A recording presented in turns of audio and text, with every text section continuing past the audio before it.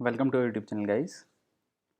आज के मार्केट के रिगार्डिंग वीडियो बनाया था। आई होप आप सब लोगों ने देखा होगा। मार्केट पे क्लियरली हमारा व्यू दिया था। अब देखते हैं फ्रेश डेटा बिल्डअप कैसा है, वर्ल्ड मार्केट से कोई न्यूज़ है या नहीं है, और आगे हमें कौन कौन से स्टॉक्स पे ध्यान देना है और इंडेक्स पे कैसे ट्रेड करना है। तो देखिए, सबसे पहले समझते हैं वर्ल्ड मार्केट का जो सीन है। कोई ऐसी एज सच न्यूज़ नहीं आई है। बस एक चीज़ हुआ आज के मार्केट में, क्योंकि कल मार्केट में न्यूज़ चल रही थी कि जो मेटल्स हैं उनका प्राइस हाइक आएगा इसी वीक में।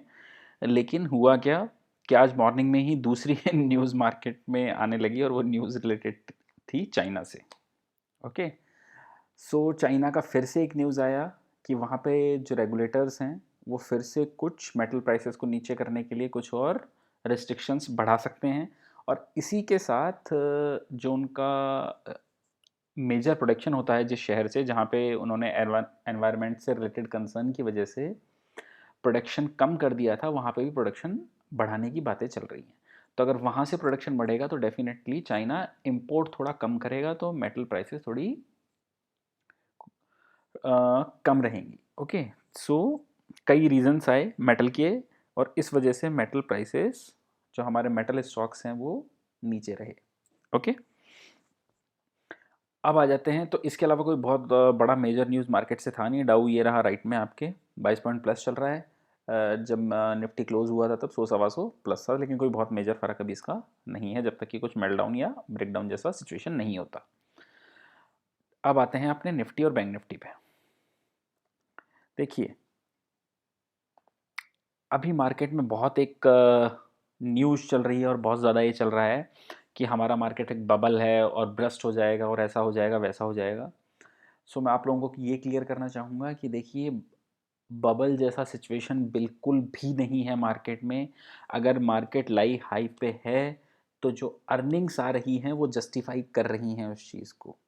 आप मिड कैप्स, स्मॉल कैप्स, इसकी अर्निंग देखिए। आज हमने हमारे वीडियो का टॉपिक भी यही, सॉरी, हेडलाइन भी यही रखा है जो यूट्यूब पे देते हैं कि बबल ब्रस्ट होगा या नहीं करके। क्योंकि आप ये समझिए, बहुत ज़्यादा ये रूमर्स उड़ रहे हैं कि निफ्टी लाइफ हाई पे कैसे पहुंच सकता है जब कैसी सिचुएशन चल रही है।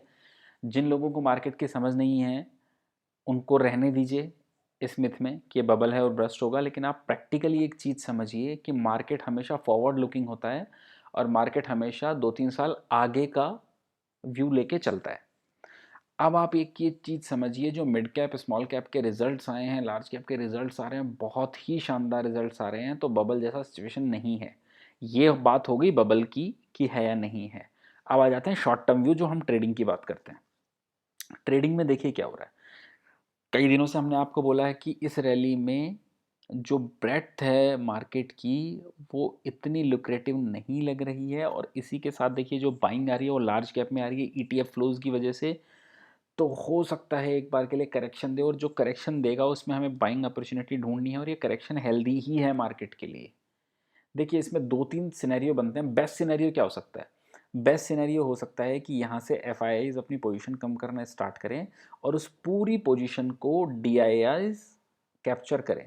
तो उस केस में जो एफ का लॉन्ग इंडेक्स पे 88% का हो रखा है, मान लीजिए 55% तक आ जाता है, और मार्केट ज़्यादा नहीं 100-150 पॉइंट गिरता है और डीआईज इसको पूरी सेलिंग को एब्जॉर्व कर लें, वो बेस्ट सिनेरियो होगा। लेकिन ऐसा होना थोड़ा सा मुश्किल है। तो थोड़ा एक बार के लिए देखिए सेलिंग आना चाहिए। जैसा हमने कल भी कहा, आज भी आया, लेकिन फिर से नीचे से बाइंग आ गई। क्यों? क्योंकि मानसून का फोरकास्ट आया जो कि अच्छा है, और इंडियन इकोनॉमी सबको पता है कि बहुत ज़्यादा मानसून डिपेंडेंट है। ओके, सो थोड़ा कोशिश होकर चलना है निफ्टी पे। निफ्टी में ऐसा कोई फॉर्मेशन नहीं बन रहा है, लेकिन बैंक निफ्टी में एक फॉर्मेशन बन रहा है जो कि अच्छा नहीं है। देखिए, 15 मिनट कैंडल्स पे क्या हो रहा है, टॉप पे जाके एक छोटा सा हेड एंड शोल्डर बनने की कोशिश हो रही है। ये देखिए, अब क्या होगा, लेकिन इसको ये वैलिडेट कब होगा? बहुत क्लियरली बोल रहा हूँ, कोई इसमें स्पेकुलेशन करने की ज़रूरत नहीं है। समझिएगा, मान लीजिए मार्केट यहीं पे ओपन होता है जहाँ पे आज क्लोज हुआ है, 10, 15, 20, 50 पॉइंट ऊपर नीचे, और उसके बाद ये जो लेवल है 35,200 का, इसको मार्केट एक बार के लिए ब्रेक करता है। तो उसके बाद में जो इमीडिएट टारगेट निकल के आएगा 35,000। अब इसमें ऐसा नहीं होना चाहिए कि एकदम गैप अप हो जाए या नीचे हो जाए। ऑलमोस्ट वहीं पे होना चाहिए, फिर हल्का सा इस लेवल के नीचे आना चाहिए, सस्टेन करना चाहिए, जो 35,000 और 34,900 का टारगेट इसमें निकल के आएगा। लेकिन बहुत बड़ा हेड एंड शोल्डर नहीं है, तो बहुत लंबे टारगेट भी निकल के नहीं आ रहे। ओके, लेकिन जैसा हमने कहा कि एक बार के लिए थोड़ा सेलिंग आना चाहिए, और वो मार्केट की हेल्थ के लिए ही अच्छा है। अगर हमें अच्छा मार्केट चाहिए, सस्टेनेबल मार्केट चाहिए, तो इस तरीके का होना ज़रूरी है।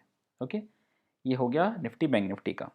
अब एक बार के लिए डेटा पे आ जाते हैं। डेटा बहुत ही ज़्यादा इंटरेस्टिंग डेटा निकल के आए हैं। देखिए, इंडेक्स में लॉन्ग करके गए हैं एफ आई 3600 कॉन्ट्रैक्ट्स।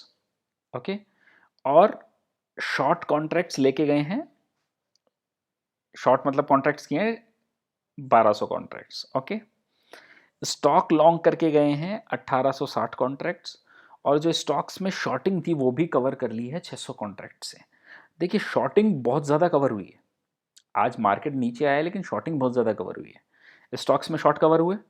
अब देखिए, कॉल लॉन्ग करके गए हैं 54,000 कॉल लॉन्ग्स, लेकिन उसी के करस्पॉन्डिंग 64,000 कॉल शॉर्ट भी कर दिए हैं। दैट मीन्स बहुत ज़्यादा ऊपर का रूम नहीं लग रहा है। 64,000 कॉल शॉर्ट हैं।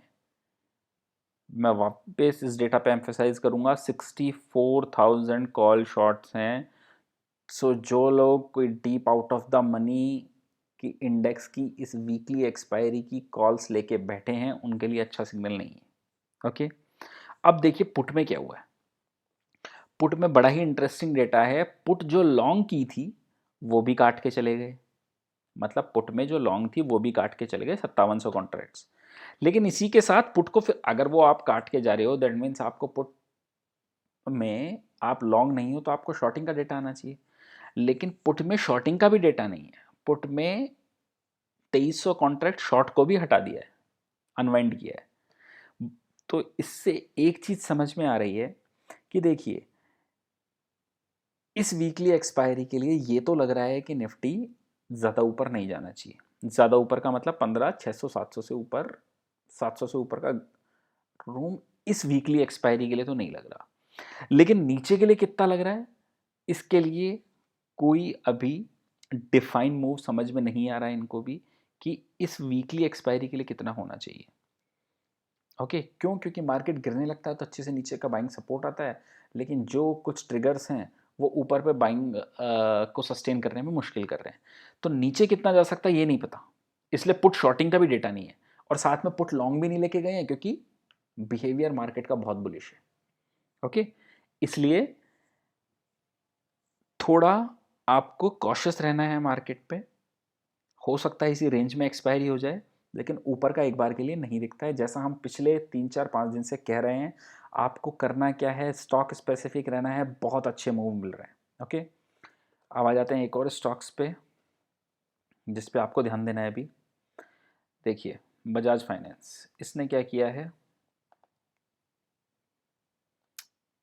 इसने हाई बनाया फैब में, उसके बाद में नीचे आया, रिजल्ट बहुत अच्छा आया। अब उसी हाई को फिर से चैलेंज कर रहा है स्टॉक, जो इसका प्रीवियस हाई था। ओके, प्रीवियस हाई कितना था? ऑलमोस्ट 5827। आज का हाई कितना निकल के आ रहा है? ऑलमोस्ट उतने के आसपास ही, 2 4 पॉइंट ऊपर नीचे हो सकता है इसमें। तो जब इस लेवल को निकाल देगा, आप मानिए 5827 30 से ऊपर की अगर ये क्लोजिंग देता है, तो ब्लू स्काई जोन में चला जाएगा और टारगेट बहुत अच्छा निकल के आएगा। मान लीजिए 400 500 रुपये ऊपर का यहाँ से टारगेट निकल के आना चाहिए। अब देखिए, ऐसा कुछ हो रहा है, जो हाउसिंग फाइनेंस कंपनीज़ हैं और बाकी फाइनेंस कंपनीज़ हैं, मैं बैंकिंग स्टॉक्स की बात नहीं कर रहा हूँ, उनमें अच्छा मोमेंटम बन के आ रहा है। पीएल देखिए स्ट्रांग बिहेव कर रहा था, एचडीएफसी हमने दिया, वहाँ पे भी निकल के आया। बजाज फाइनेंस भी अच्छा बिहेव कर रहा है, तो शायद आरबीआई की तरफ से कुछ अच्छा ट्रिगर आ सकता है। ओके, अब अपन आ जाते हैं दूसरे स्टॉक पे, कॉनकोर, जो हमने पहले भी दिया था। देखिए, जो रिजल्ट आया है इस बार कॉनकोर का, उसने जो मेजर इश्यूज थे ना कॉनकोर के, उनको सबको एड्रेस कर लिया है। तो कॉनकोर लग रहा है बहुत ही ज़्यादा बुलिश लग रहा है चार्ट पे, अगर आप इसको देखेंगे तो। लास्ट टाइम भी हमने दिया था, ऊपर गया, फिर उसी लेवल पे सस्टेन करता रहा, हमने उस टाइम पे भी कॉल में प्रॉफिट बुक किया था, अभी भी हमारे पास इसकी 600 की कॉल लॉन्ग है, जिसको हम जब ये 720 725 के लेवल में पहुंचेगा तब आगे की कॉल शॉर्ट करके उसको हेज करेंगे। ओके, सो कॉनकोर पे भी आपको ध्यान देना है। लाइफ, ये देखिए लाइफ हाई के आसपास जाके ये स्टॉक रुका हुआ है, ये हो सकता है 710 715 20 तक के लेवल भी अगर मार्केट ने सपोर्ट किया तो दिखाए। तो बाइंग साइड पे आपको इन दो स्टॉक्स पे ध्यान देना है। ओके, बाइंग साइड पे इन दो स्टॉक्स पे ध्यान देना है। बाकी इंडेक्स का व्यू बता दिया है, तो इंडेक्स पे बहुत ज़्यादा फैंटम बनने की ज़रूरत नहीं है, इधर उधर कॉल पुट करने की, थोड़ा शांत रहिए उस पर। जब मूव आएगा तब हम क्लियरली बताएंगे कि किस तरीके से आपको काम करना है। ओके गाइस, सो थोड़ा कॉशियस होके प्ले कीजिएगा। बाकी जिन लोगों को हमारा वीडियो अच्छा लगता है वो लाइक कमेंट और शेयर कर सकते हैं। Thank you guys, thank you for watching.